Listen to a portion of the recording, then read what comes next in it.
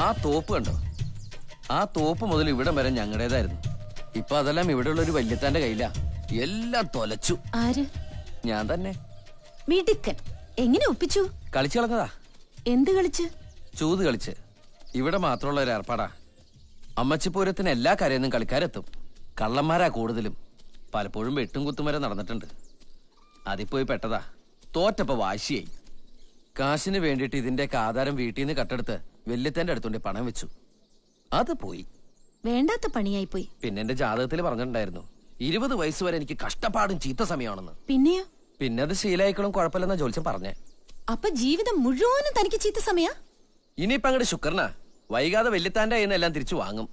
അതിനുള്ള കാശിപ്പം തന്റെ കയ്യിലുണ്ടോ? കയ്യിലില്ല, പക്ഷെ കയ്യെത്തും ദൂരത്തുണ്ട്. എന്നുവെച്ചാ? തന്റെ ബാഗിലോ ഒരു കടുങ്കഥ പറഞ്ഞാടോ. കാശ് കൊടുത്ത് ഞാൻ ഈ വയലൊക്കെ തിരിച്ചു വാങ്ങും. എന്നിട്ട് വിത്ത് വിതയ്ക്കും, കൊയ്യും.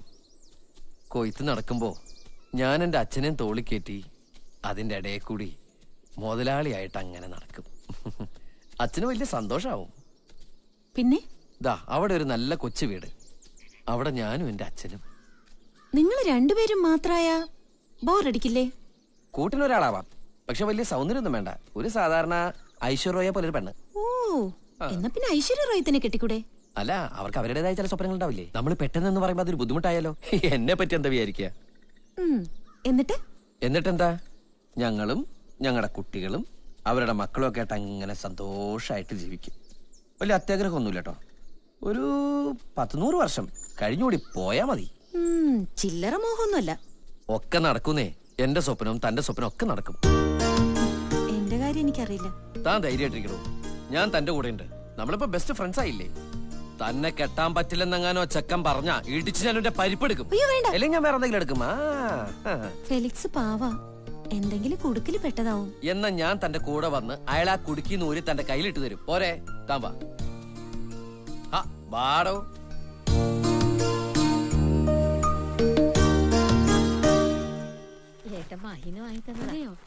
എന്തായാലും നന്നായിട്ട് ചേരുന്നുണ്ട്. ഏട്ടാ, ഇവൻ എന്തിനാ അച്ഛനെ കൊണ്ടുവന്നിങ്ങനെ നോക്കൊത്തി പോലെ അവൻ എന്തെങ്കിലും ചെയ്യട്ടെ. കാര്യമൊക്കെ ശരി. മോതിരം മാറ്റി ദിവസം ഉറപ്പിച്ച് ചെറുക്കൻ ഇറങ്ങിയാൽ ഉടനെ ഇന്ദുവിന്റെ ഓപ്പോളിന്റെയും കയ്യിൽ നിന്ന് ഒപ്പിട്ടു. അത് ഞാൻ ഏറ്റു. മുദ്രപത്രം എവിടെ? അതൊക്കെ എന്റെ കയ്യിലുണ്ട്. അവരെത്തി. നമസ്കാരം. വണ്ടി വഴിക്ക് വെച്ച് 2 തവണ ബ്രേക്ക് ഡൗൺ ആയി. അതാ ലേറ്റ് ആയ.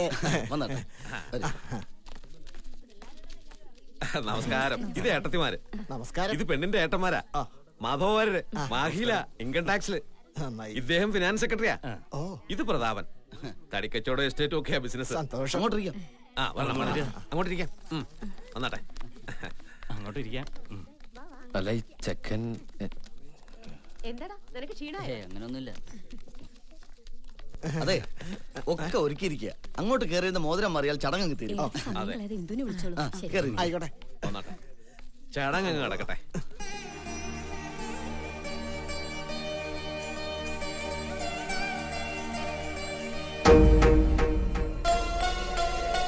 ആ മോതിരം തട്ടിൽ നിന്നെടുത്ത് വിരലി കിട്ടുള്ളൂ. എന്തിനെ കെട്ടാൻ പോകുന്ന ഇയാളാണോ? എന്താ സംശയം? ഞാൻ തന്നെയാ പയ്യൻ. പയ്യനാ? എത്ര കൊല്ലം മുമ്പ് ഉപ്പ് സത്യാഗ്രഹത്തിന്റെ ഫോട്ടോയിൽ ഗാന്ധിജിയുടെ ഇയാളെ കണ്ടല്ലോ. അതോട്ടെ, എന്തായത്? ഞാൻ ഇടപെടും. എന്റെ കൂടി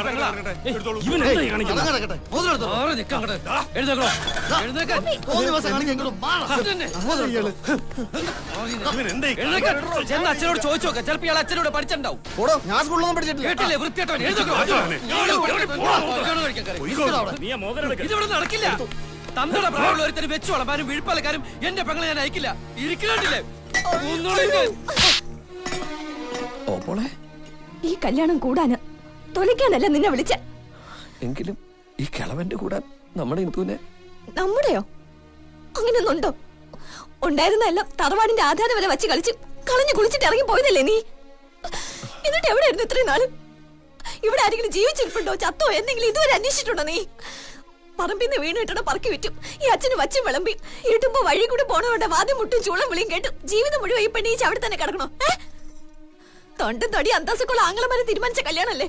അവളുടെ തലയിലെഴുത്ത് ഇതാണെങ്കിൽ ഇത് തന്നെ നടക്കട്ടെ. ഓപ്പോൾ എന്ത് പറഞ്ഞാലും ഞാൻ അതിന് സമ്മതിക്കില്ല. ഈ കുടുംബം തൊലച്ചത് ഞാനാണെങ്കിൽ അത് രക്ഷിക്കാനും ഞാനുണ്ടാവും. ഇത്രയും നാള് കാത്തില്ലേ? കുറച്ചുകൂടി കാത്തൂടെ? ഇറച്ചിക്കോഴിയെ വെട്ടാൻ കൊടുക്കണോ അല്ലേ? എന്റെ പെങ്ങളെ കൊടുക്കാൻ ഞാൻ സമ്മതിക്കില്ല. എന്നാ പിന്നെ കൊണ്ടുപോടാ കൊട്ടാരത്തിൽ തമ്പുരാനെ. ചെറിയേട്ടാ, എനിക്ക് വലിയ മോഹങ്ങളൊന്നുമില്ല. ഞാൻ എവിടെ വേണമെങ്കിലും പൊയ്ക്കോളാം. മോളെ, ഈ ഏട്ടൻ ഒരുപാട് ദ്രോഹങ്ങൾ ഈ കുടുംബത്തോട് ചെയ്തു കൂട്ടിയിട്ടുണ്ട്. അതൊക്കെ അറിവുകേട് കൊണ്ട് അന്ന് പറ്റിപ്പോയതാ. തിരുത്താൻ ഒരിത്തിരി സമയം കൂടി ഏട്ടനെത്താ. കൊട്ടാരത്തിൽ നിന്നൊന്നും അല്ലെങ്കിലും നിനക്ക് ചേരുന്ന, നിന്നെ പൊന്നുപോലെ നോക്കുന്ന ഒരാളെ ഏട്ടൻ കൊണ്ടുവരും. വിശ്വസിക്കണോ ഈ ചെറിയേട്ടനെ?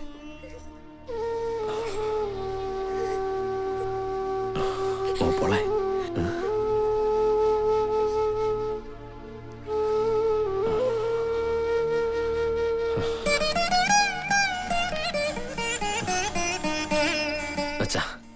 അച്ഛന്റെ സമ്മതം മാത്രം മതി എനിക്ക്.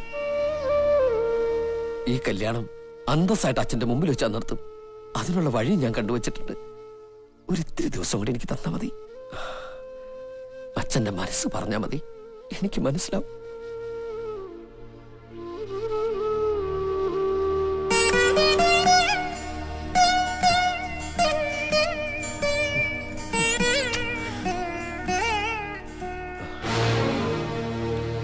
ഇനി ആരുടെ സമ്മതം എനിക്ക് ആവശ്യമില്ല. ഇറങ്ങി പോയിക്കോ എല്ലാരും ഇവിടുന്ന്.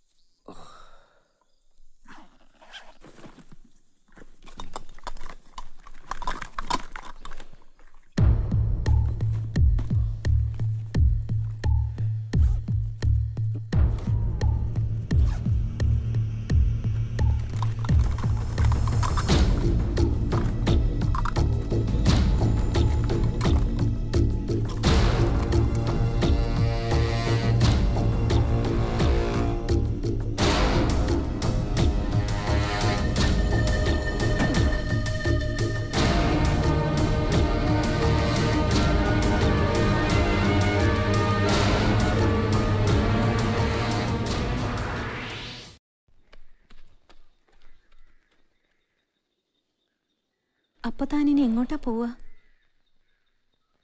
ഒന്നും തീരുമാനിച്ചിട്ടില്ല. എവിടുന്നെങ്കിലും കുറച്ച് കാശുണ്ടാക്കണം. ഇവിടെ നിന്ന് ഭ്രാന്തായി പോവും.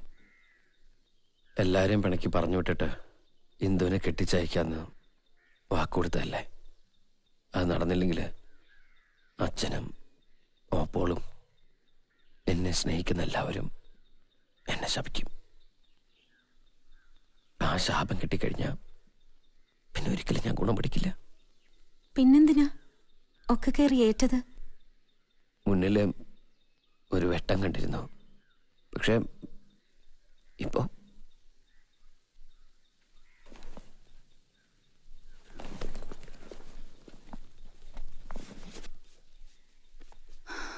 പക്ഷെ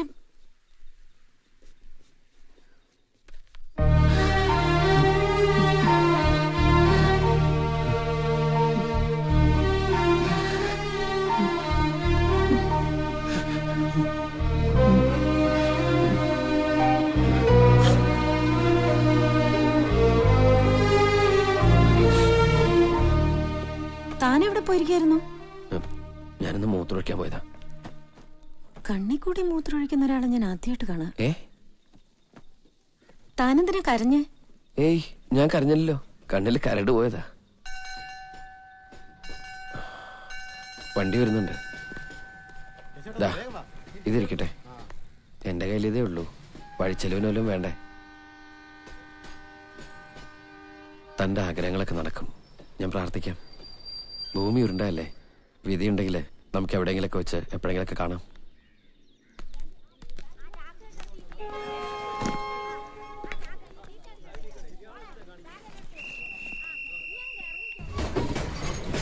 ബൈ.